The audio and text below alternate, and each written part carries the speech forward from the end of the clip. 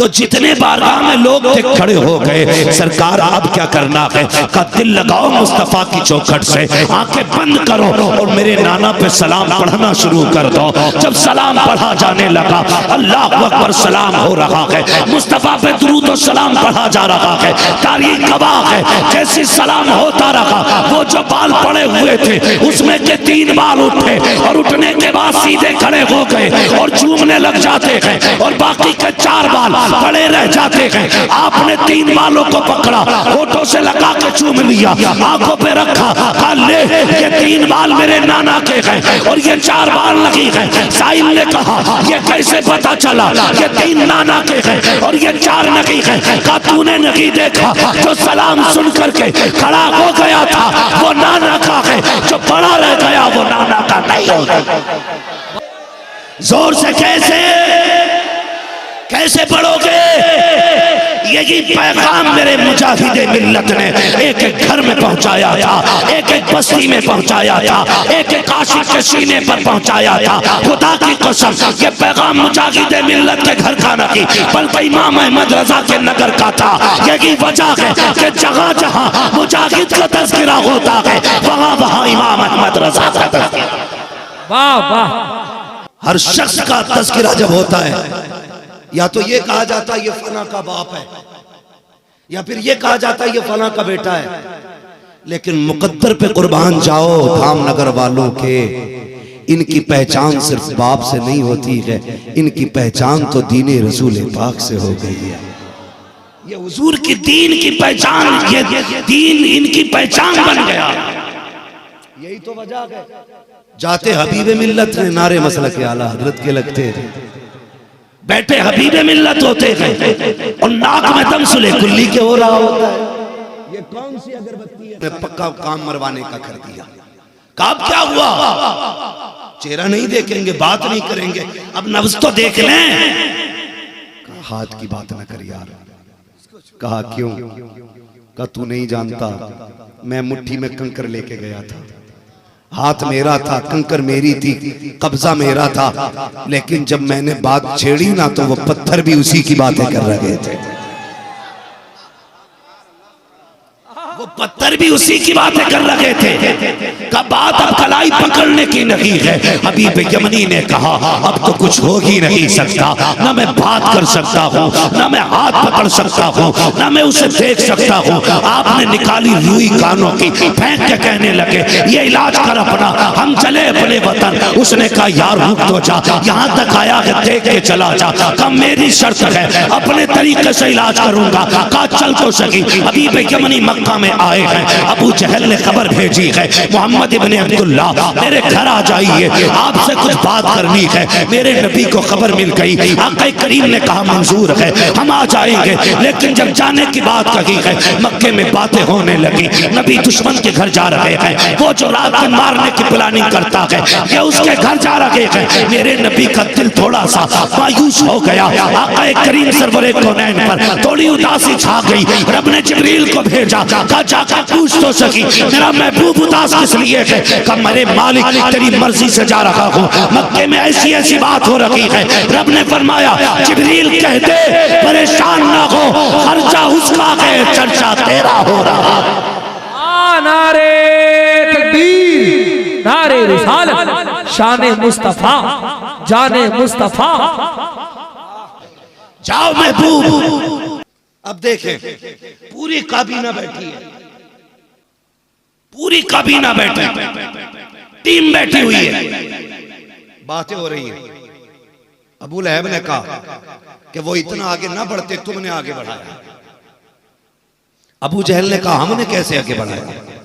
कहा ये जो हमारे साथ के लोग हैं ना ये बहुत ज्यादा इज्जत देते हुए, ये अपने बातें कर रहे हैं अपनी मीटिंग में बैठ कर, कह रहे कि उनको ज्यादा इज्जत दी जाती है इसलिए ज्यादा आगे बढ़ रहे हैं। अबू जहल ने कहा आज वो आए ना तो कोई उठेगा नहीं, वो आए तो उठेगा कोई नहीं। इधर ये बातें हो रही थी, रब ने फरमाया जिब्रील जी रब्बे जलील का गिनती करिए, जितने बैठेंगे ना इतने फरिश्ते साथ लेके चला जा। इनकी प्लानिंग ये है कि महबूब आए तो कोई नहीं उठेगा। हम जमाने को दिखाएंगे जब महबूब आएगा तो अच्छे अच्छों को खड़ा करेंगे।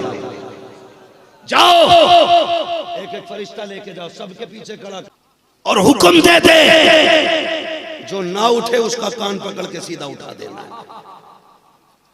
जो ना उठे उसका कान पकड़ के उठा देना है। अल्लाह अकबर। जानते हो जैसी मेरे नबी तशरीफ लाए, आका करीम अंदर आए, जिब्रील को देखा, मुस्तफ़ा मुस्कुरा देते हैं। आपने कदम आगे बढ़ाया, एक ने दूसरे को कौनी मारी, दूसरे ने तीसरे को कौनी मारी। यार उठना नहीं है, देखो वो आ गए हैं, उठना नहीं है, आ गए हैं। नबी ने मुस्कुराते मुस्कुराते जैसी पहला कदम अंदर रखा, इतने की जिब्रील ने अबू जहल का कान पकड़ा और सीधा उठा के खड़ा कर दिया। जब अबू जहल खड़ा तो उतबा भी खड़ा, शैबा भी खड़ा, सारे के सारे खड़े हो गए। नबी आए, शान से बैठे, उसके बाद इशारा किया, जिब्रील ने कान छोड़े अबू जहल के, धड़ाम से नीचे गिरा। फिर उतबा शैबा सारे गिर गए, कोनी मार के कहने लगे, ओ यार तू क्यों उठ गया था, तू क्यों उठ गया था? उसने कहा पठान उठे थे इसलिए हम उठ गए थे, इतना सुनना था। हबीब यमनी कहने लगे, पता चल गया कि ये झूठे का चेहरा नहीं है, सच्चे का चेहरा है। लाजवाब नारे तकबीर, झूठे का चेहरा नहीं। कहने लगे यार अब इलाज की जरूरत ही नहीं। कहा क्यों? पता चल गया ये झूठे का चेहरा नहीं हो सकता, ये तो सच्चे का चेहरा है। तुमने खूब प्लानिंग की, उठना नहीं है, लेकिन तुम फिर भी खड़े हो गए। हुजूर आके बैठे, फरमाने लगे क्यों बुलाया है, क्यों बुलाया है? वमा यंतिकु अनिल हवा इन हुवा इल्ला वह्युन यूहा। मेरा महबूब अपनी मर्जी से कुछ बोलता ही नहीं है, जबान उसकी होती है, बयान हमारा होता है। महबूब की वो गरजदार आवाज जैसी निकली, गर्दनें झुक गई सबकी। जो पिलानी किए बैठे थे भीगी बिल्ली हो गई, कोई नहीं बोला। अभी बेयमनी आगे बढ़े, तो महबूब ये तो पता लग गया कि अब आप पे बीमारी तो कोई आप, लेकिन इसका ये कहना है आप कहते हो अल्लाह के नबी हो। उसने ये कहा, अभी बेयमनी कहने लगे कि जो नबी होता है, जो नबी होता है वो अपने साथ मुझसे लेकर के आता है। अगर आप नबी हैं जवाब आपको देना है, और एक सवाल जो मेरे मन के अंदर है ना, वो सवाल भी आप बताएंगे, जवाब भी आप बताएंगे। सारी कोशिश पजामे पे ही कर डाली, थोड़ी अकीदे पे कर लेते, सारा मसला पजामे पे। आप बताओ, और उस सवाल का जवाब भी आप दोगे। किसने कहा ये? हबीब यमनी ने। मेरे नबी ने ये नहीं कहा मैं नहीं जानता, फरमाया मंजूर है, मंजूर है। उसने कहा अच्छा चलिए पहला सवाल, जादू सिर्फ जमीन पे चलता है, आसमान पे नहीं चलता। अगर आप नबी हैं ना तो चांद के 2 टुकड़े करके दिखाइए। वाह वाह वाह वाह, जिंदाबाद जिंदाबाद। दोपहर का है, चांद नहीं था अभी, सूरज था। हबीब यमनी कहते हैं कि आप चांद के 2 टुकड़े कर सकते हैं? मेरे नबी ने फरमाया देर किस बात की, गैब पे चल रही थी, पावर पे चल रही थी। ये कहते माज़अल्लाह नबी कुछ नहीं दे सकते, कुछ नहीं कर सकते। हबीब यमनी ने क्या कहा, या रसूल अल्लाह अगर आप नबी हैं, अगर आप नबी हैं तो नबी वो होता है जिसकी आसमानों पे भी चला करती है, जिसकी आसमानों पे भी चला करती है। अगर आप नबी हैं तो चांद के 2 टुकड़े कर दे। मेरे नबी ने फरमाया देर किस बात की है? दोपहर था, हुजूर उठे चलने लगे। अबू जहल ने पीछे से हबीब यमनी का दामन खींचा, किधर जा रहा है? कि चांद के 2 टुकड़े देखने। कहा यार मत जा। कहा क्यों? कि इतना तो मैं भी जानता हूं, जो ये कह देता है वो कर देता है, जो ये कह देता है वो कर देता है, इतना मुझे भी पता है। अगर इसने कह दिया है तो करके भी दिखाएगा। हुजूर आए, ऊंची जगह पे खड़े हुए, टीले पे। आपने यूं इशारा किया, जो सूरज था वो छुपा। दूसरा इशारा किया, चांद उसकी जगह आया। मुड़ के देखा हबीब की तरफ, करे टुकड़े, आंखों में आंसू आ गए। कहने लगे जो दिन को रात बना सकता है वो चांद के 2 टुकड़े आसानी से कर सकता है। फिर हुजूर ने उंगली का इशारा किया, आधा इधर आधा उधर। फरमाया हबीब यार एक बात और बता, इसे जोड़ना है या कयामत तक के लिए ऐसे ही छोड़ देना है?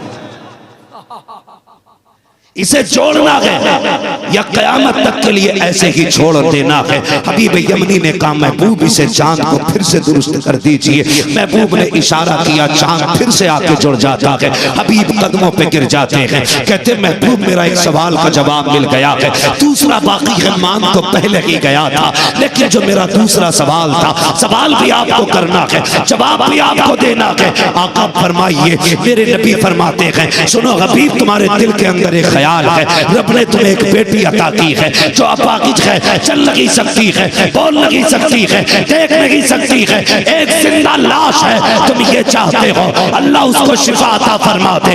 इतना सुनना था, कदमों पे गिर जाते हैं। महबूब का कलमा पढ़ करके हुजूर की बारगाह में कुछ दिन रुके, फिर जब जाने लगे वतन पहुंचे हैं, अपने दरवाजे पे गए हैं, दस्तक दी है, अंदर से वो बेटी जब बोल नहीं सकती थी, कहती अब्बा ठहरिए अभी आ रही हूं। जो चल नहीं सकती थी उसने चल के दरवाजा खोला, जैसी हबीब यमनी की चौखट खोली है, सामने बेटी को खड़ा पाया। आप कहते बेटी बता तो सकी, जब मैं गया था तू एक जिंदा लाश थी, आज तेरे अंदर ये कैसी कुव्वत आ गई?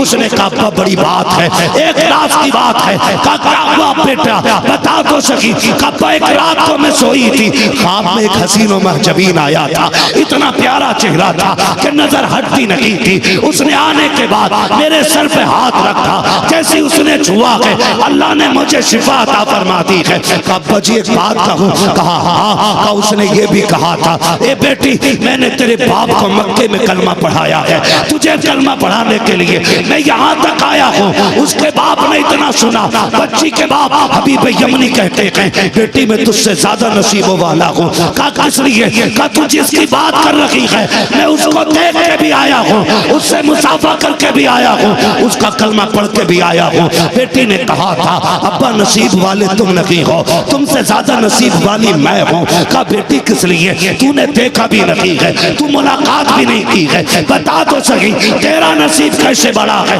तो बच्ची ने कहा था अब्बा सोचो तो सही, तुम कलमा पढ़ने के लिए मक्का गए थे, वो कलमा पढ़ाने के लिए मेरे घर आया था। लाजवाब। जब शिफा पे नजर बरेली के इमाम की पड़ी, तभी तो उन्होंने कहा था जिनके तलवों का धोबन है आबे हयात है वो जाने मसीहा, है वो जाने मसीहा। हाँ यही तबलीग सीरत का मिशन है, यही मसलक के आला हजरत है। एक एक फर्द को तबलीग सीरत में जुड़ना चाहिए, हर शख्स अपने आप को तबलीग सीरत का लंबरदार समझे। मेरी तो ये कोशिश रहती है खाली तबलीग सीरत का नारा न लगाएं, काश कयामत में हुजूर पूछे बता तबलीग सीरत में था क्या करके आया? कोई कह दे आका मेरे पास रिस्क की फरावानी थी, मैंने गरीब बहन से निकाह करके उसके घर में इज्जतें बख्शी थी, मैंने गरीब बेटी को अपने घर की दौलत बनाया था। ये तबलीग सीरत है। और याद रखिए तबलीग सीरत का अहम पैगाम यही है कि तुम्हें देख के लोग ये कह दें मुस्तफ़ा का गुलाम जा रहा है। तबलीग सीरत का रंग खाली नारों में नहीं होना चाहिए, किरदार में भी होना चाहिए, किरदार में भी होना चाहिए। और तबलीग सीरत के हर फर्द का ये नारा हर वक्त जबान पे रहना चाहिए, तुझसे और जन्नत से क्या मतलब, वहां भी दूर हो हम रसूलुल्लाह के जन्नत। वो लोग कतई नहीं बोल रहे जो पहले से दावत मार रहे हैं, अभी क्या दावत तो नहीं चल रही है, कभी कभी तो खाला के यहाँ चले ही जाते हो। क्या करें, हमारे नाना ने कर दी थी शादी, अब हमें तो जाना ही पड़ेगा। ये रहता है ना कहीं ना कहीं, ये लगा रहता है, जितना लगना था लग गया, अब नहीं लगना चाहिए भाई, जो लगना था लग गया, लेकिन अब नहीं लगना चाहिए।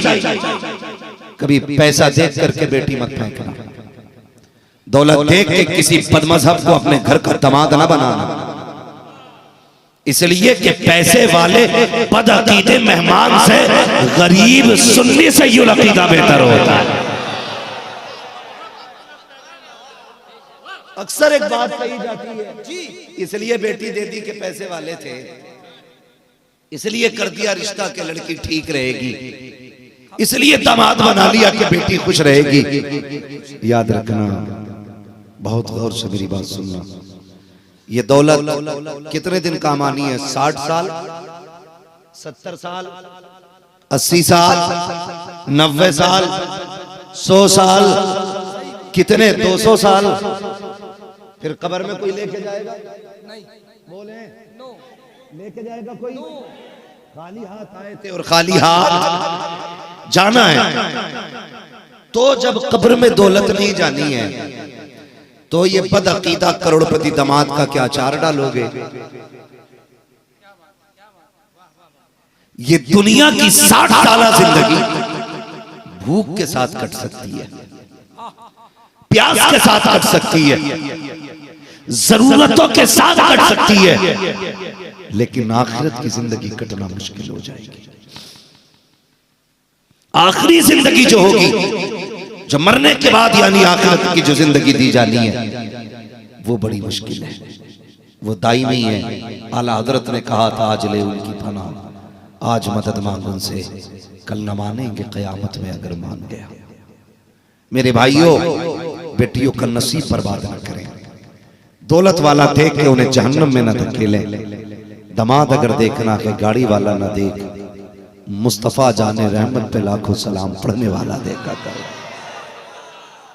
हुजूर की बारगाह में सलाम पढ़ने वाला दमाद तलाश करो।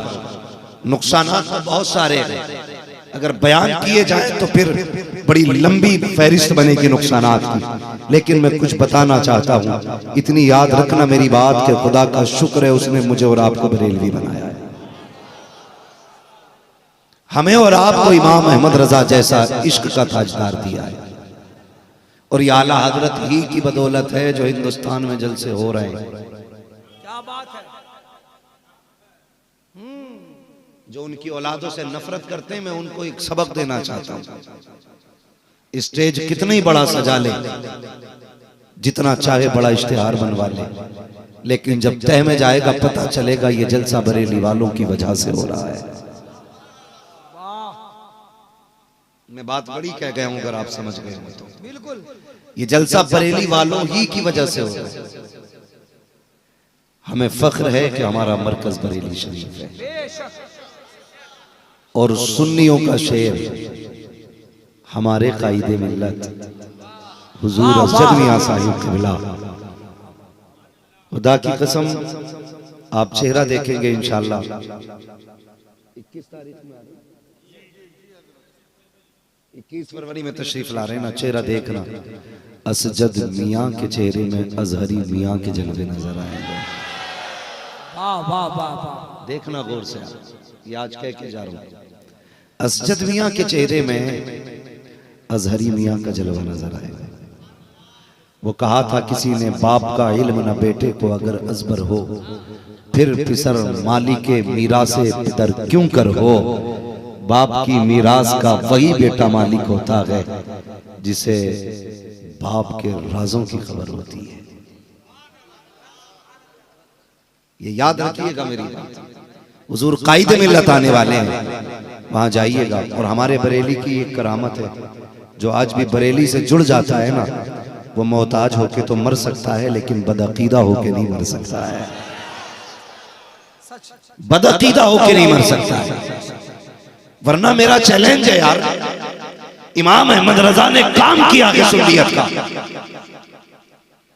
बेशुमार वली है हिंदुस्तान में, वारिस पाक भी है, साबिर पाक भी है, मखदूम पाक भी है, मोइनुद्दीन अजमेरी भी है, दाता अली अजमेरी भी है, साबिर पाक भी है। कितने सारे दुनिया के अंदर वली हैं, मगर खुदा की कसम वहाबियों को चिढ़ सिर्फ आला हज़रत से। उसकी वजह यह है कि इनके चेहरों का नकाब सिर्फ बरेली के अहमद रजा ने उठाया है। यही वजह है भाई। पूरी दुनिया रोड पे गुजर के जा रही है, लेकिन मुझे चिढ़ उससे होगी ना जो मुझे लात मार के जाएगा। बोलो, जो मुझे लात मारेगा ना, उसी से तो मुझे चिढ़ होगी, बाकी से मुझे क्या मतलब है। तो इमाम अहमद रजा खान फाजिल बरेलवी से चिड़ की वजह यह है, इन्होंने एक एक फिरके का नकाब पलट के बताया कि ये हदीसें लेके आएगा, होशियार रखना, ये कहेगा कि हम अहले हदीस हैं, इनसे बच के रहना, ये कहेंगे हम सुन्नत वाले हैं, इनसे भी बच के रहना, ये कहेंगे हम सीरत वाले हैं, इनसे भी बच के रहना। इमाम अहमद रजा ने सबके चेहरों के नकाब पलट के बताया, अगर जन्नत में जाना चाहते हो तो इन छोटी छोटी जमातों के चक्कर में ना पड़ना, अगर जन्नत में जाना है अबू बकर सिद्दीक का दामन थाम लेना, जन्नती हो जाओ। लाजवाब लाजवाब, नारे तकबीर, नारे रिसालत, अज़मते सहाबा, फैज़ाने औलिया इकराम। और खुदा का शुक्र है हम बरेली वाले सहाबा के तरीके पे हैं, हम बरेली वाले सहाबा के तरीके पे हैं। कैसे? ये जो 24 नंबर ही है ना, लंबे कुर्ते वाली कौम, पजामा हाथ से छोटा पहनने वाली कौम, हाँ, ये कौम ये कहती है माज़ अल्लाह नबी किसी को कुछ नहीं दे सकते। और इन्होंने अपनी किताब में लिखा माज़ अल्लाह जिसका नाम मोहम्मद या अली हो वो किसी चीज का मालिक व मुख्तार नहीं है। सुन रहे मेरी बात? ये बातें याद कर लीजिए। इन्होंने अपनी किताब में लिखा जिसका नाम मोहम्मद या अली हो वो किसी चीज का मालिक व मुख्तार नहीं है। ये इनकी किताबें कहती हैं। सहाबा का अकीदा क्या है? सहाबा का अकीदा ये है, अगर गरीबी आती तो हुजूर से वो रिस्क लेने जाया करते थे, औलाद नहीं होती तो हुजूर से बच्चे लेने जाते और हुजूर देते। आला हजरत ने कहा मंगतों का हाथ उठते ही दाता की देन थी, दूरी कबूल और अर्ज में बस हाथ भर की है, मांगेंगे मांगे जाएंगे मुंह मांगी पाएंगे, सरकार में ना लागे ना हाजत अगर की है।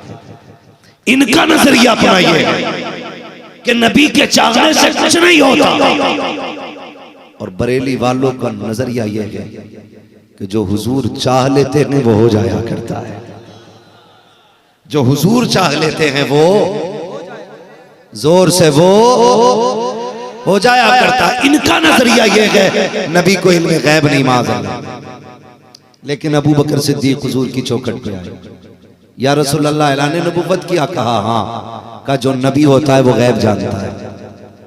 ये किसने कहा? अबू बकर सिद्दीक रज़ी अल्लाह ताला खलीफा बिला फस्ल। आप कहते हैं या रसूल अल्लाह जो नबी होता वो गैब जानता है, अगर आप नबी हैं तो आप भी गैब जानते होंगे।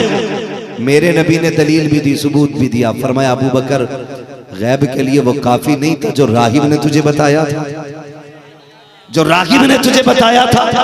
मेरा कहने का मतलब यह है अबू बकर सिद्दीक का अकीदा यह है कि नबी गैब जानते हैं। ये कहते हैं नबी को पीठ के पीछे की खबर नहीं है। अब बताओ तो सही, इनका नजरिया यह है कि नबी को पीठ के पीछे की खबर नहीं, और सहाबा का नजरिया यह है कि नबी गैब जानते हैं। जहां कोई नहीं देख सकता वहां तक मुस्तफा देखते हैं। तो आला हजरत बोले और कोई गैब क्या, तुमसे निगाहों वाला ना खुदा की छुपा तुम पे करोड़ों दो। लाजवाब, नारे तकबीर, नारे रिसालत, इल्मे गैबे मुस्तफा। अब तुम बताओ अकीदा हमारा सच्चा या वहाबियों का सच्चा? इसलिए कि हमारा अकीदा हुजूर के सहाबा के अकीदे की मानिंद है। हमने ये 150 साल पुराने मुल्लों से अकीदा नहीं खरीदा, हमारा अकीदा तो 1400 साल अबू बकर सिद्दीक वाला अकीदा है, फारूक आजम वाला अकीदा। हम हुजूर को वैसे मानते हैं जैसे मानना चाहिए, और तुम हुजूर को बड़े भाई की तरह मानते हो, गांव के चौधरी की तरह मानते हो। हम हुजूर को ऐसा मानते हैं लमियाती नजीर कफी नजरीन मिसले तो नशद पैदा जाना, जगराज का ताज तो रे सरसो है तुझको शहेद सरा जाना। हम हुजूर को ऐसा मानते हैं वो कमाल हुस्ने हुजूर है कि गुमान नफ्से जहां नहीं, यही फूल खार से दूर है, ये वो शम्मा है कि धुआं है। वाह वाह, हम ऐसा मानते हैं, हम ऐसा मानते हैं, हम हुजूर को ऐसा मानते हैं। और जिसका ऐसा अकीदा ना हो चल भी निकल, समझ गए? मुसाफिर चलेगा उससे एक आध बार दावत चलते फिरते कभी चाय मार दी, प्यास लगी तो कहीं पानी पी लिया लेके। बोलो, पीछे वाले क्यों नहीं बोल रहे? रिश्तेदारी करके तो नहीं बैठे, इनके यहां दावत खाओगे, चाय पियोगे, अपने घर बुलाओगे, मेहमान बन के आए तो क्या करोगे? चारपाई खड़ी कर देना, चारपाई समझते ना, खाट खड़ी कर देना, कहना यहां हुजूर के गुस्ताखों की बैठने की कोई जगह नहीं है। समझ गए इतनी मेरी बात? तो इन वहाबियों से दूर रहना है इंशाअल्लाह। ये तबलीग सीरत का पैगाम है। और हमारा नबी इतनी शान वाला, हैरत होती है, ईसाई अपने नबी की शान बढ़ाने पे लगा है, यहूदी अपने चक्कर में है, जिसे कोई नहीं मिला है वो दज्जाल का ही इंतजार कर रहा है आने का, उसे दज्जाल के आने का इंतजार है। सोचो तो सही, अगर मुक्तदियों के चाहने वाले ऐसे हैं तो फिर इमाम के चाहने वाले कैसे होने चाहिए? हम तो नबियों के इमाम का कलमा पढ़ते हैं और ये कह रहे हैं नबी बड़े भाई की तरह, माज़अल्लाह नबी गांव के जमींदार की तरह है, माज़अल्लाह। ये नजरिए पेश किए जा रहे हैं, गैरत आनी चाहिए, लेकिन इन्हें पता नहीं है तू घटाए से किसी के न घटा है न घटेगा, जब बढ़ाए तुझे अल्लाह ताला तेरा। आज घटाने की बात कर रहे हैं, जबकि फरमाया गया वलल आखिरतु खैरुल लक मिनल ऊला, महबूब तेरी हर आने वाली घड़ी पिछली घड़ी से बेहतर रहेगी, तेरा हर आने वाला वक्त पिछले वक्त से आला होता चला जाएगा। महबूब जितनी रिफातें पहले थी कम नहीं होनी है, इज्जतें बढ़ती जाएंगी, तज़किरे बढ़ते चले जाएंगे। ये तो रब ने वादा लिया है, तो ये घटाने पे लगा पड़ा। ये क्या घटाएंगे जब इनके बाप अबू जहल, उतबा, शैबा, इन लोगों से हुजूर की शान ना घटी, ये घटाएंगे हुजूर की शान? गैरत आनी चाहिए। पढ़ो अपने बाप को। आज हमारी मस्जिदों में सलाम हो जाए पेटों में दर्द होता है जी, ये कौन सा तरीका, खड़े होकर सलाम करते हैं? क्यों कब्रिस्तान जाते हो तो सलाम करते हो कि नहीं? क्या कहते हो? अस्सलाम वालेकुम या अहल कुबूर। हाँ, कुम कहते हो ना वहां भी, अस्सलामु अलैकुम या, वहां भी कुम आता है ना। और हमने अगर कह दिया मुस्तफा जाने रहमत पे लाखों सलाम, शमे बज़्मे हिदायत पे लाखों सलाम, तो पेट